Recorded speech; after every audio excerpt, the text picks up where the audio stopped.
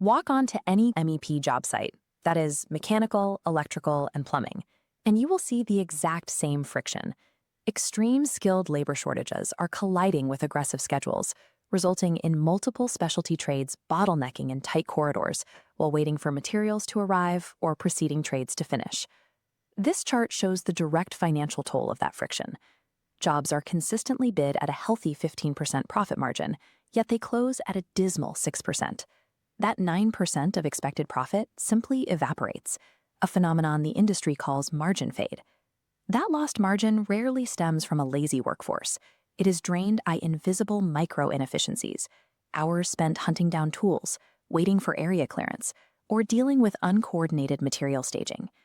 Because these inefficiencies leave no immediate paper trail, executives cannot detect them while the project is active.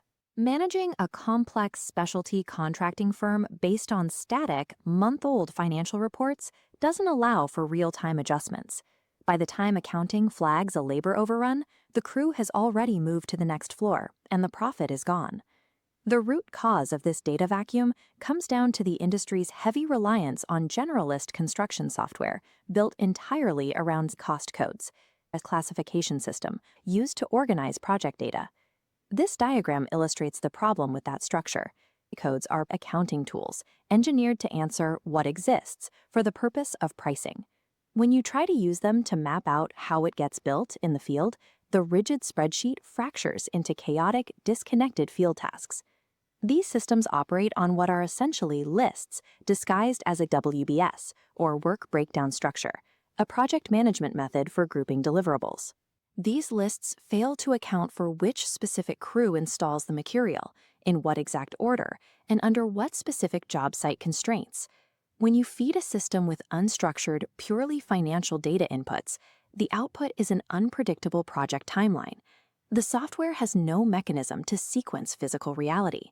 Forcing specialty contractors to use general contractor-centric platforms simply turns those systems into high-priced document repositories.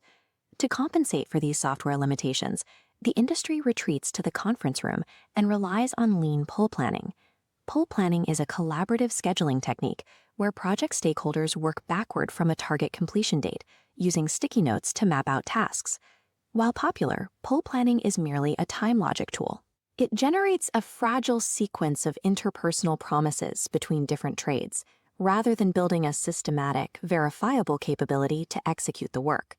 The moment a single real-world variable hits the job site, a delayed material delivery or an incomplete architectural layout, those isolated sticky note promises break, setting off an immediate chain reaction of delays across every subsequent trade. This creates severe schedule compression. The labor force sits idle waiting for clearance, and the field foremen are suddenly forced to absorb all of the project's physical execution and financial risk on the fly. Building a multi-million-dollar MEP schedule on a foundation of best-case scenario promises guarantees margin fade. The math simply does not support it. Stopping the bleed requires a shift in strategy, abandoning financial-first tracking and adopting rigorous production control through the Agile construction methodology.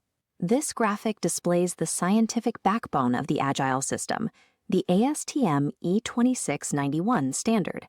ASTM E2691 is a formalized practice for measuring construction productivity.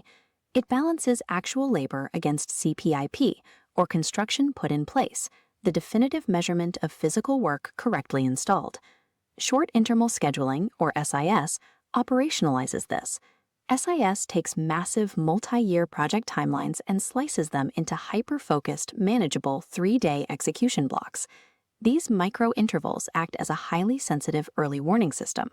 Because the time frame is so tight, the system flags physical obstacles, missing materials, and trade stacking conflicts days before they actually manifest on the site. Armed with exact production data rather than lagging financial indicators, the foreman transitions from a reactive firefighter into a proactive production manager. To achieve true production control, executives have to track non-value transferring activities, like material handling, excessive walking, and waiting times, just as rigorously as the actual installation of pipe or wire. When you track both the installation and the friction, you find the 1:17 ratio, the primary benchmark of agile construction leverage. This infographic illustrates the math. 1 hour of specialized planning translates directly to 17 hours of labor savings. Because 3-day interval schedules isolate profit leaks by Wednesday, leadership has the exact data to execute an operational course correction by Thursday. This rigorous planning cadence externalizes work efficiently.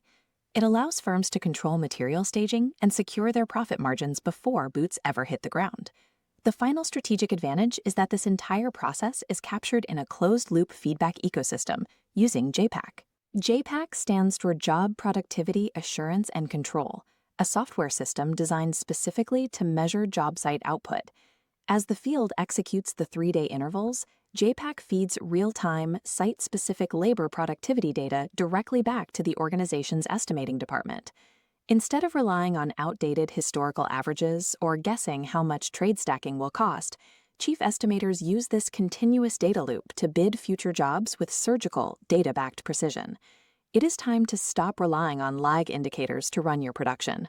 Abandon the manual spreadsheets and legacy software that fail to capture the reality of the job site. Quantify exactly how much cash your firm is losing to margin fade right now. Book a live product teardown today and replace the era of fragile promises with the era of definitive production.